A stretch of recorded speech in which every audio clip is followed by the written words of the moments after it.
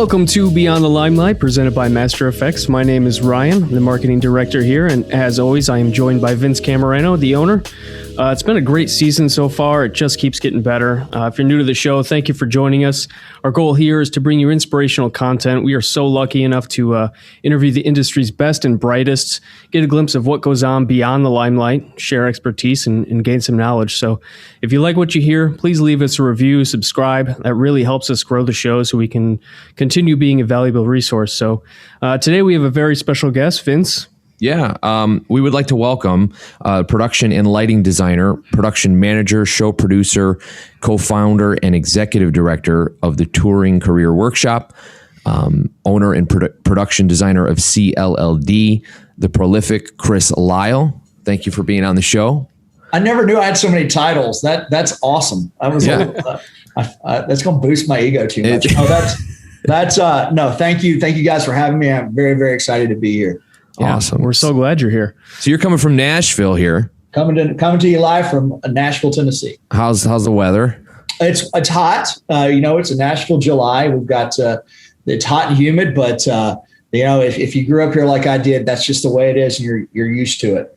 Yeah. So it was just July 4th. How was July 4th for you? It was good.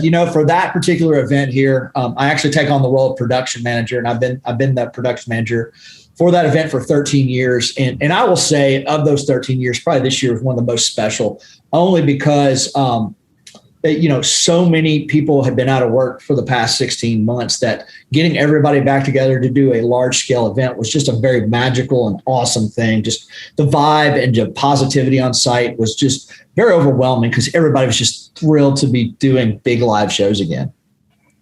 It is a great feeling, to see everything coming back. It's I don't know. You never would have thought what would happened. Like, it's just amazing to be at these shows now, and everyone's more thankful and gracious to even be there. So it's 100%. Awesome. Yeah. So with over 27 years in the industry, we know you have some amazing stories to tell, but let's start with the very beginning. Take us back to a young Chris Lisle. Have you always lived in Tennessee? What sparked the interest to become what you have become today? Yeah, no, that's, I'll try to give you the abbreviated version of that story, but I am a fourth generation Nashvilleian, which for a lot of people that will come as a surprise because there's not many of us. We call ourselves the unicorns because Nashville's such a transplant city, but I did grow up here. I grew up and love this town. This is home. And I've always just been in love with this town and the culture here and all that. And it's just been awesome. But anyways, I tried college and I dropped out very quickly because I discovered fraternities were far more fun than going to class. And so it wasn't for me. And so coming out of that, I was doing a delivery job, food delivery, and ended up meeting a couple of musicians who were also food delivery drivers, which shouldn't shock a lot of people. But these two musicians were like, hey, we'd love for you to come do lights for our band and, come hang out at the show. And so I just literally went to this club show here in Nashville and flashed the lights and played around at that show and was like, this is the coolest thing. And I was like, I want to do this because it was like, all of a sudden there was this cool thing that was involving music and creativity. And I was like, these are things I love. And I just started hanging out doing shows here at clubs here in town and in 1991. And then from there, it's just been this stepping stone of connections and opportunities that have led me through the past 30 years. That's incredible. Yeah. So you're 18, 19, trying out college, and this just kind of stumbled about. It wasn't something that in high school you had your sights set on. It just kind of sort of happened. No, I wasn't, an AV kid in high school. In fact, my high school didn't have a big drama program or theater program or anything like that. And honestly, I was like one of those typical people that just didn't even know this was a career field that existed. Mm-hmm. And honestly, doing those couple of club shows here in town, and then one of these two musicians was going to go do a series of shows out west in Oregon. So we hopped in a converted bread delivery truck and a car, and we caravan these two vehicles out to Oregon to do these shows. And we did these 4 shows out there at high schools and stuff like that, like these small shows.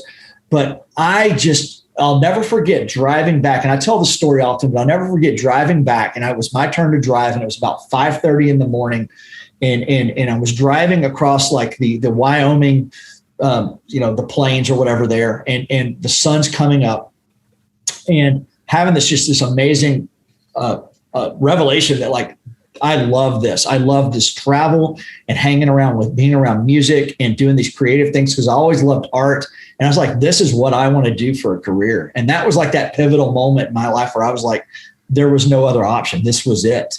And, at that time, even though there might have been some schools like Full Sail or others that had training programs to become a lighting designer or tech, I wasn't aware of them. So it literally meant me coming back to town and calling all the lighting shops here in town, asking if they had positions available, and being told a lot of no's, but just finding a mentor that would take me under their wing and teach me how to wire up a system and how to tech par cans and all these old school fixtures we had, especially at that time, and just digging in and getting my hands dirty and just loving it. So talk to us a little bit about 1991. You're driving in this van, you get to the venue. Talk to us about the equipment. Like what is the difference from, for younger lighting technicians and lighting designers that don't get to, that experience? What was it like walking into a venue back then? Well, in that particular case, it was interesting. And because this guy that I was traveling with, he wanted to carry his own lights because he knew that these schools and whatnot wouldn't have them. So we ended up carrying about a 24-foot wide truss broken up into three sections, 3 8-foot sections that each had about 6 par cans in them that went on these crank towers. So I had 24 par cans on the upstage. And then for the downstage, we had 2 ultimate support stands that each had 4 par cans. So 8 par cans on the downstage. And, in hindsight, looking back now, 30 years later, it's like, man, that was a lot of stuff, having these 32 par cans to create a light show. I was like, this is a lot of stuff. But in reality, when you look at especially what we're doing today, that's somebody's floor light package. But anyways, what I appreciate from those times and what was the challenge of those times is how do you take 8 lights from the front and 24 from the back and figure out how to not to make the show boring over an hour and a half. There's only so much you can do with a par can in terms of gel colors and intensity. You have to be very selective and creative with your moments. And so walking into venues back then, whether you were carrying a rig or using a house provided rig, was always about trying to take what you had and use it so that a show could hopefully build or create dynamic color combinations and looks with a limited inventory. Yeah, that's awesome. That's super cool. I need a shirt that says "Bring par cans back." I did. I did for the inauguration. Like we lit the field of flags, and that I used par cans. I used 400 par cans for that because for that particular job, that was the tool needed. And so I got a lot of grief from my peers about that. But honestly, it was really cool to see so many par cans out working again. I love the look. I just think it looks so old school, rock and roll. It's just got this warmth, nostalgic look, and the way that, I don't know, it interacts. I always remember there's a live Queen DVD. Where was he? I don't know, but the amount of par cans behind Freddie Mercury and the band, it's crazy. It's unbelievable. Oh, absolutely. And if you go back and look, and you'll see some posts from time to time on social media from in some of the lighting forums and whatnot, but some of those old Van Halen, Quiet Riot, or Striper or whoever rigs with all those par cans, just awesome. Even like those, if you look at like country music, like early Garth Brooks, mid 90s, some of those rigs that Gig Butt was doing, just cool, massive par can rigs. It's so fun, man. What's your go-to par can gel color then? Everyone's got one. I've always been a Lee Filters fan, so I always made sure I had like the Lee 106 red, Lee 158 amber, 119.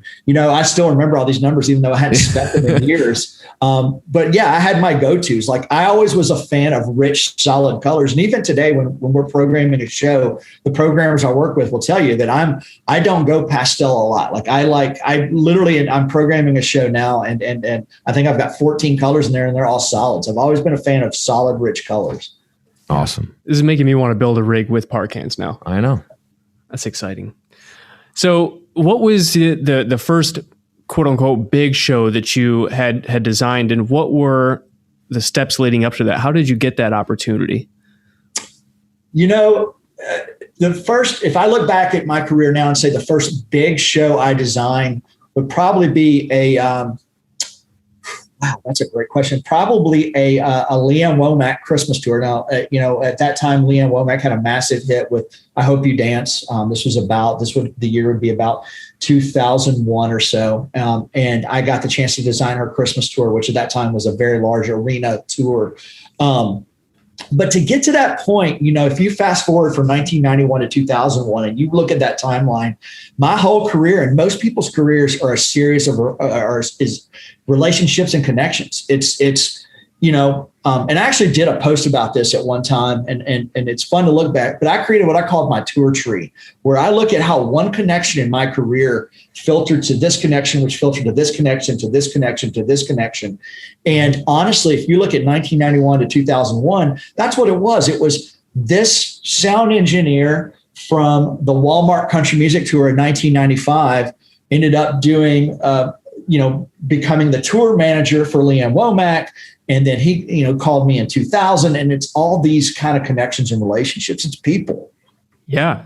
The network is so important. And that's take care of your people. It goes a long way. It really does. Absolutely. Be nice to people. I think that is very, very important. Be kind. No matter, I know, things can get a little nuts in the touring industry, but as long as you're nice to people and people know that you're a good person, you're going to succeed. Yeah. It pays dividends. You bring up a good point, and to go off that, I think that's something that I think people don't always consider, like in our industry, especially when you're on a tour bus with 11 other people or whatever you have, that's close quarters. And then you go into the venue all day and back on the tour bus, you are literally, you're just around people all the time. And, having a good personality and being someone that can get along with people is such a huge part of this business.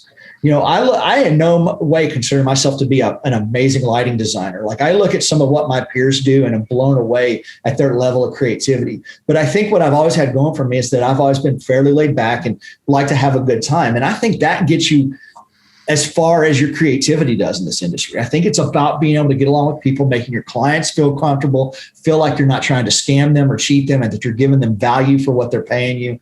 And just being someone somebody wants to be around is a massive part of this. Yeah, 1000% agree with that. Man, that's going to be a key point in the podcast here. That was beautifully said. Seriously. Thank you. So I understand you did touring for a number of years, but you bowed out back in, 2018. Correct me if I'm wrong. What provoked that decision, and do you ever miss the touring side of things? Wow, that's a fantastic question. So actually, my final tour as a touring LD was in 2014. And I left. When I left, I was touring LD for Robert Plant. And I figured if I'm going to leave, you said Robert Plant? LD. What's that? Robert Plant. Yeah. Mm-hmm. That's awesome. That is super right. Cool. Man. And so if I'm going to leave the touring worlds in LD, I'm going to do it with Robert Plant. And I figured that'd be my mic drop. But honestly, that was a hard decision, but it was a combination of factors, all of which are huge, blessings and awesome things. But one, I have a son and he was, as he's growing up, I realized as I was looking at a lot of my peers and what they were going through as parents that I didn't want to miss all of him growing up. I wanted to be around more and I wanted to be there. And so that was a factor. But another factor was I was very fortunate that a lot of my touring clients, I started gaining more and more design clients, more and more of these scenarios where I was just designing and programming and getting it out the door creatively, but not having to go touring LD it. And then in addition, I had some annual shows like July 4th and New Year's Eve that were filling up my calendar that I had work I could count on all year round. So it was a combination of things that made me just kind of hit that point where I was like, you know what, the road's been great and I love it, but it's time to stay home and focus on this business and being a dad. Mm-hmm. But to your second part of your question, do I miss it? All the time. I mean, I still love to travel. It's still a very big part of my career and life, especially with the amount of festival work we do. It's definitely something in my blood. And I still get on a bus a couple times a year to go kick off a tour. And I just, hearing that engine crank up and just that the way that, the feel of going down the road is something in my blood. And I love it and I do miss it. Yeah. And it's those little things too. It's funny you mentioned that it's just the engine cranking and driving down the road. 5 minutes ago, you were talking about that moment of 5:30 in the morning, driving down the road and having that epiphany that this is it. This is what I love to do. Right. Yeah, absolutely. That's awesome. That is awesome. I could feel your passion. Yeah, for real. Yeah. There's just certain things, as I look back on my touring career, the physical act of being on the road, we all know that there's upsides and downsides, and the downsides is the toll it takes on you, the things you miss in life, the weddings, the funerals, the graduations, the birthday parties. It can be hard on your marriage and relationships. It can be hard on parenting, as I mentioned. But the upsides and the things, too, is obviously the things we see, the experiences, the restaurants we never would have gotten to go to. But, also the friendships. My best friends in this world are all people I've shared tour buses with. And even though I grew up here in Nashville and I graduated in a class of 300 people, I haven't seen those people in 30 years. It's literally my best friends are the ones that I was in the trenches with. And those friendships and those relationships are some of the biggest treasures I will take away from my time on the road because they're important people in my life. Yeah. That's awesome to hear. Yeah. So now you're mostly staying at home in Nashville doing design work, correct? Mm-hmm. So I'm sure you've come across instances where the artist's dreams are bigger than their budget. But obviously you want to do everything you possibly can to turn their vision into a reality. So instead of saying, no, that can't be done, what are some creative tactics you use to design within the confines of that tight budget while still giving the artist as much as you possibly can? Sure. No, that's a great question. We all come across those artists whose eyes are bigger than their stomachs. And it's all about managing that. And hopefully the artist has other people in place to help you manage that, whether that be a manager, a business manager, a production manager, because what I don't want to do is be the bad guy that has to tell them no, no, no. And so what I try to do is always listen and take the notes and try to pick up on what's really important. And what's really important is is it a vibe or a feel on stage? Is it a certain production element like a video screen or an effect, or is it a color or whatever that is? And try to hone in on making sure we deliver a version of that. But, too, especially doing a lot in the country world and knowing that we don't always in the country world have the budgets of a rock tour. I've become accustomed on being able to look at options in terms of, do we always have to have the highest resolution video wall, or can you step down a couple mil in resolution and get something awesome? Even lighting fixtures. The reality of this is there are very few people sitting in the audience that will look up and judge a show by what lighting fixtures in the rig. The reality is that if for a budget, I can get 3 of fixture X versus 1 of fixture Y, I will do that to save money and get more bang for my buck. Just in other words, I don't have to have the latest, greatest toys. It's not important. I love toys. I love what these manufacturers are putting out. But if I could stretch my budget dollar and fill up some physical space with more beams rather than having one latest, greatest, I'm going to do that. So it's all about just managing those conversations, especially even in set design. Instead of an up and coming act, making them go buy 3 new 8x8 risers when there's hundreds of them in storage down the road, you start having those conversations with production managers of what do you have from last year's tour that you want to sell cheap? And then you go cut a deal. So looking at those opportunities to really, get the most out of that artist dollar. Yeah, those are great tips, actually. Those are really good tips. Yeah. And now during the design phase, I'm sure you have, everyone, all us artists come to a creative roadblock of some sort. What are some tactics that you use to combat that? What inspires you to keep moving? Stealing things from other designers, for sure. Look, in reality, and we joke about this, it's hard to be creative sometimes because there's so much that's been done in this industry, especially when you're talking about truss configurations. Like, how many different ways can we angle truss or curve a truss? How many different truss layouts can you really do? And you find yourselves, copying things you've already done. And so I don't know. I do, but in all seriousness, I look at other designers' shows and try to get and think about, okay, what was in their headspace when they thought to do this? And, people are doing some really cool things. And again, knowing there's a lot of creative people out there, and I'm on the very bottom of that list. I feel like just look and see what other people are doing, but also, Sometimes just taking a walk, man. When I go out and clear my head and I take a walk around the neighborhood, and that's sometimes when I come with my best ideas, just away from technology and just thinking about how to do things differently, and trying to step away from the computer screen and just enjoy life and nature. That's sometimes one of my best opportunities for creativeness, like especially in the morning when I wake up. That's when I try to go and get a 2 to 3 mile walk in and just think and work things out in my head. And that's a lot of times where I'll get ideas. Yeah, that's been a very common theme lately. Yeah. Is just taking some time with nature and getting outside. And I the only thing I want to touch on beyond that is I think you are very creative. Don't sell yourself short here. Obviously, your resume would say so as well. You have 30 years of touring with some of the biggest acts in the game. So I appreciate that. Yeah, absolutely. Yeah. Now, it's kind of speaking in the touring side of things. I think one thing that everyone appreciates about live events is those special moments, those unforgettable moments where, something really strikes a chord. You can feel it in your heart. In years later down the road, you can close your eyes and almost relive it and be back in that moment. I'm curious what that moment is for you, whether it's a show you've designed or something you've attended, and what that moment really means to you. That's a good question. And there's several moments that pop in my head. Universally, every show, no matter what show it is, I still get goosebumps when house lights go down. And I've said that in other interviews before. That to me, every night when the house lights go down and that crowd roars, that is such a special moment to me, because you're getting ready to ignite, 90 minutes of people being entertained, people that might have had a really bad day, or you never know what they're going through, who have spent their hard-earned money to be at that show or their first concert. Like that to me is a very special moment.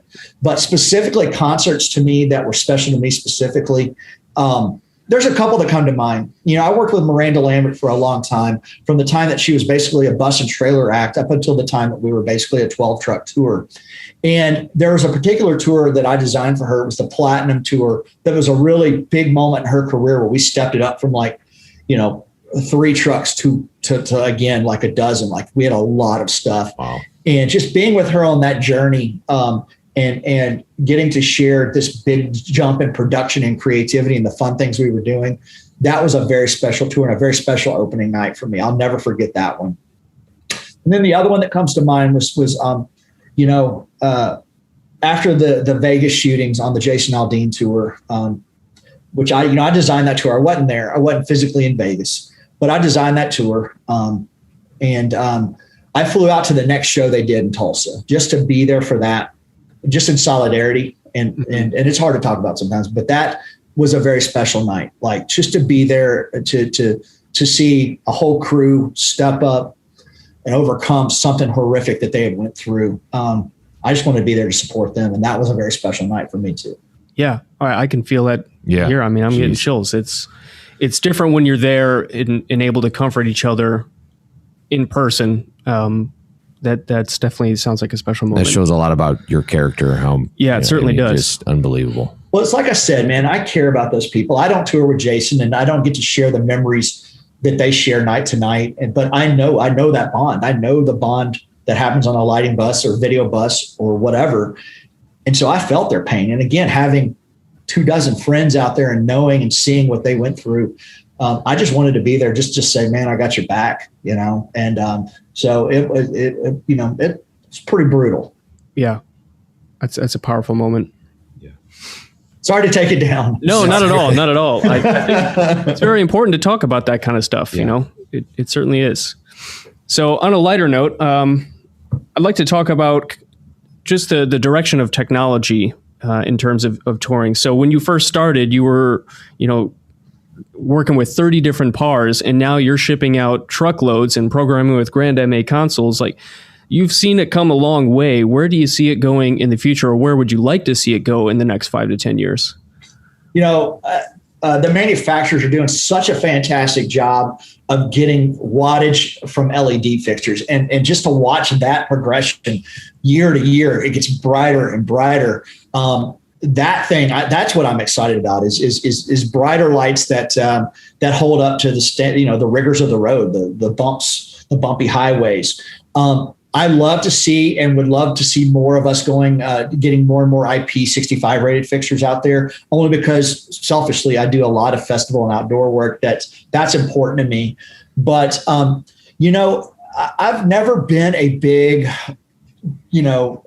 specific, I got to have this feature, that feature. Like I've always just kind of been, here's the tool we have, go make the most of it work. And I've not been, super demanding of gotta have. So again, just fixtures I look at are what's going to be low maintenance for the crew on the road. What I don't want is to design a rig that they spend all day fixing lights that aren't standing up to the test of being, in truss down a bumpy highway and making it through a load in. So what is durable? But again, I want to know what's bright too, especially if it saves us on our power draw and is LED. That's a win-win for all of us. So, and again, beyond that, just love to see more IP65 rated. And I think they're getting there. There's more and more of that coming out that we're seeing. And that's exciting in my world. Yeah. And I think that's an interesting point you mentioned about having the forethought to put fixtures on a show that are low maintenance, because you're also considering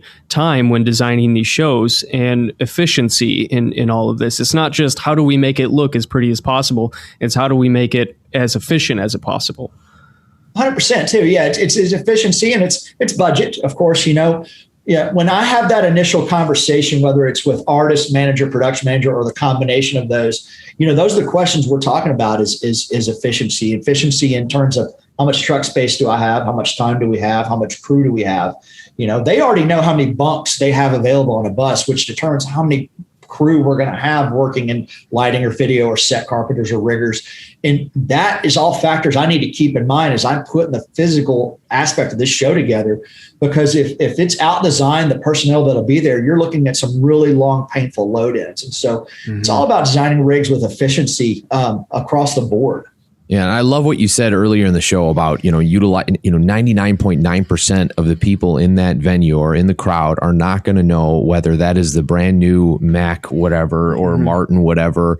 They just see that it's a sharp beam, and if it's a little bit dimmer, then no one's going to care. It's what you create with it that matters. I think that's a huge point to, probably getting a more affordable, better looking show for the client without really skimping on anything, Yeah, and you're right. And look, and again, I want to be very clear. I love our manufacturer friends. I try to have good relationships with all of them. They're in a tough point right now too, coming out of this pandemic. I realize that we've all been through a lot. That being said, I think this is in phases. We need to be looking at how to do this right. And what I'm kind of getting at is, and I've been trying to do this over the past few months, is really staying within the vendor toy box, so to speak.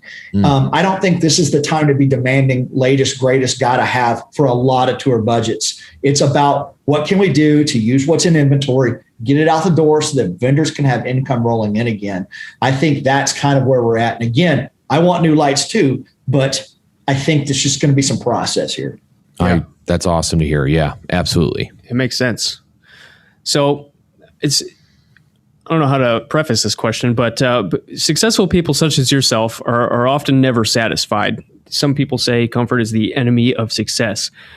You've worked on so many different concert tours, festivals, special events. We're talking inaugurations, all these different types of events. It's truly a storied career. Is there anything that you have not worked on that you have your sights set on? I try to be very appreciative and humble about what I've been able to do. And I've been able to do a lot. And I'm very, very thankful for the projects that I've gotten to do, and including the inauguration and things. I've always wanted to design a stadium tour. I've never gotten to design a stadium tour, so I would love that chance. Beyond that, the goal is to finish the race. For me, finish the race, leaving a positive legacy, and that's one of the reasons behind the Touring Career Workshop, which I know we're going to talk about. But that is the end goal for me.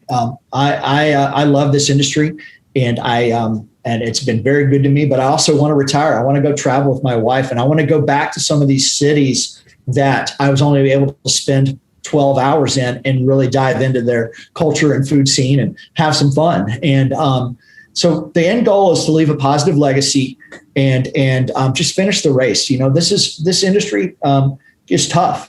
You're fighting for work in a lot of cases, and to keep clients or to get new clients or to get a project. And so, to try to do that with ethics and without damaging other people, that's kind of the goal here, man. And that's kind of what I've always tried to do. Yeah, well, I think you're doing a very fine job at it. You're talking 30 years in the business. You're very highly regarded. I see your name all over the place. That's how I discovered you. It's just PLSN or an online article here. There's Chris Lisle's a little bit of everywhere. And that's because, like you said, the network is so important. You come highly recommended.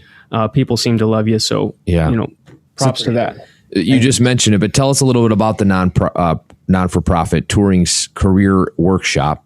What inspired you to create this project, and what are the overall goals of the project? Sorry. Yeah, happy to talk about that. So we started that in 2011. So this is our 10th year. And when I say we, Eric Parker, who worked for me for a long time as a designer and touring LD, what we saw was the need in our industry to provide people with basic human resource information. A lot of people were coming to us going, hey, who do you use for an accountant? Or how did you do this with your taxes? Or what are you doing for health insurance? And so we kept getting these questions, and we thought, man, wouldn't it be great if there was this resource or an event in which touring folks could come and attend and hear from speakers talking on each of these subjects. And so we did the first one in 2011. It was basically a 4-hour event in one room with speakers coming up talking about these. I had somebody come up and talk about health insurance options for our industry. Then an accountant came up and talked about tax filings and deductions. But then I had another person talk about making your marriage or relationship work while on the road. So it was all these human resource topics. And it was received very well by our industry here in town that we ended up just kind of expanding on it and growing it. And over the past 10 years, it's grown to where we now have it at Soundcheck here in town, which is a rehearsal facility. We have usually about 350 attendees each year. We've been able to grow our board. So we have a board of about a dozen of us now that are from people all, walks of life across this industry, and really just trying to build our community to be a resource in that human resource department, and to get information. But also we started the All Access program in 2014, I believe it was, in which we will pay for the first 2 to 4 sessions of counseling for those in our industry in need, no questions asked. So again, just trying to help people that might be going through something and just, again, answer questions. Yeah. So how can companies like us help? Where can we go to support this incredible project? Absolutely. Well, there's a couple ways. Even just social support, as we start to announce our fall event, which we're in the planning stages of now, just helping us get the word out about that event.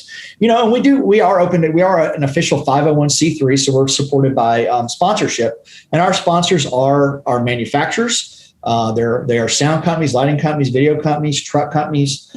We've been very fortunate with our sponsorships. And again, that money goes to put on that fall event, and then everything else goes towards that All Access program to pay for counseling. So that's our biggest needs. Awesome. And is there a website that people can go to learn more and to donate? Yeah, absolutely. It's touringcareerworkshop.com. Has all the info right on there. I'm the webmaster as well, and that is not my specialty. So we're trying now to get that revamped. But yeah, we try to keep it up to date with what's going on in our resources and stuff. And we're also trying to be pretty active on Facebook and Instagram as well. Cool. Awesome. Super cool. So as we all know, things don't always go according to plan.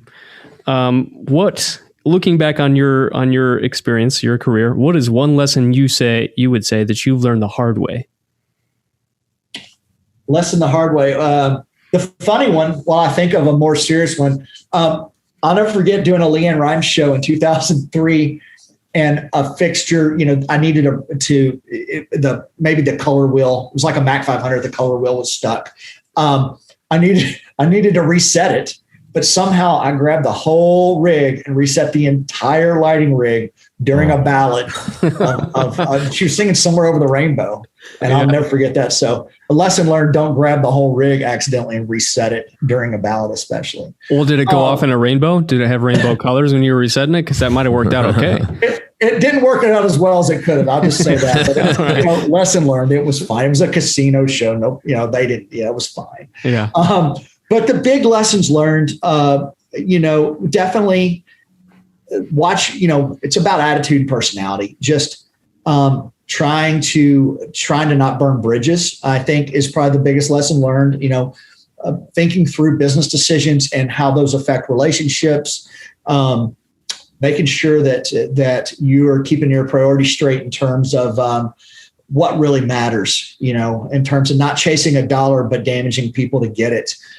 Those are the big lessons I've taken away. And look, I'm very thankful for the opportunities I've been given, but I've made mistakes too. I've not always treated the people people the way I wanted to be treated, or made decisions that didn't hurt people. And those are the regrets I look back on my career. And again, younger Chris, I wish he hadn't done those things, but learning those lessons got me to where I am now too, to hopefully treat people better. Mm-hmm. That's great. Now, speaking of the past, who were some of your mentors growing up? Wow, there's been several. I'll tell you about early on. The person that took me into his lighting shop was a guy named Tim Ranson here in town, who ran Delta Stage Lighting, a small lighting company. He's the one that took me in and literally showed me what a par can was and how to tech out a conventional system. But then coming up, there was a guy named Jim Bowman, who was the LD for Alan Jackson for a long, long time. And he's the one that sat down and showed me how to program a Hog 2 console and really start to get my chops in that world. And then designers wise, coming up, I had the chance to work under several designers like Jonathan Smeaton and Chaz Martin and a couple others where they designed a tour that I just was LD directing, and to learn their process and their way of thinking. And in a lot of cases, thinking asymmetrically, which was an awesome lesson to learn, was great. And I still have mentors now. I have what I would call business mentors. There's peers in this industry that I'll talk to about the business side to get mentorship and advice about politics, like I was just talking about relationships, or even it is more maybe business structure things. I still find myself needing mentors about how do you handle this situation in a business world. Mm-hmm. That's important. Yeah. And I think, again, it speaks to your character that you never stop learning. There's always something there's always something new on the horizon that can be learned and applied. So before we let you go, it's been awesome having you here, by the way. This has been a fantastic podcast. Thanks for joining us so much. Yeah, thanks for having me. Yeah. We just have one final question. But before we do, where can people connect with you best? I love Facebook, but I hate Facebook Messenger. Facebook is great. I do have an Instagram account at Lisle, Lisle, Clisle. But I'm on Facebook. My website is CLLD LLC. I know that's a lot of C's and L's, and I'm sorry, but CLLDLLC.com. And then again, touringcareerworkshop.com is great as well. But always happy to help answer questions. I don't mind sharing what I've learned. I had a lot of people mentor me, and I don't mind passing on what I've got if it helps. Yeah. And that leads perfectly into our final question here, which is, if you have one piece of advice for someone just starting off in this career, what would that piece of advice be? Don't be afraid to get your hands dirty. I feel like some of the generation, the next generations of roadies coming up, I feel like want so bad just to get behind the console and program and be creative. But I think it's very, very important that you know how a system works and what it's like to be a crew person and put that system together, get your hands dirty and have to troubleshoot a light and have to make decisions and just really get into the structure of a rig. I think that if you get your hands dirty and get in the trenches, I think it makes you a better designer. And so don't be afraid to get down and dirty and just literally build a rig and understand what can happen. And because those lessons you learn there, as you become a designer, you're going to remember I remember how hard it was to deal with, that certain fixture or a truss in that configuration. And so, there's nothing wrong with starting out at the bottom and getting your hands dirty, which is the way I did it. And I'm a very big fan of that. Yeah. And it takes one person not to show up, and there you are raveling some cable when they're like, do you know how to use this console? Right. Yep. And if I had to give a second piece of advice, is take care of your opening acts. A large portion of my career has been built off of that opening act that was opening for that headliner I was working for, just making sure they were taken care of and building that relationship, because those relationships in several cases I could list turned out to be very amazing long-term clients that were great to work with. Yeah. Solid advice. Solid. Very This solid. is great. Thank you, Chris. It's been amazing, very Chris. Thank you so much. Absolutely. We hope to see you soon, actually. I'd love to. Yeah. Now that we're out doing big live events again, I'm hoping that we can start to all spend more time in person. I know that I was missing it, and it's necessary for me. I'm a people person, and hopefully we're all connecting again soon. I'm hoping at LDI we can get some turnout, and we'll see. That'd be fantastic. It would be. Well, thank you everyone for listening. We'll see you next time. Cheers. Cheers. Thank you.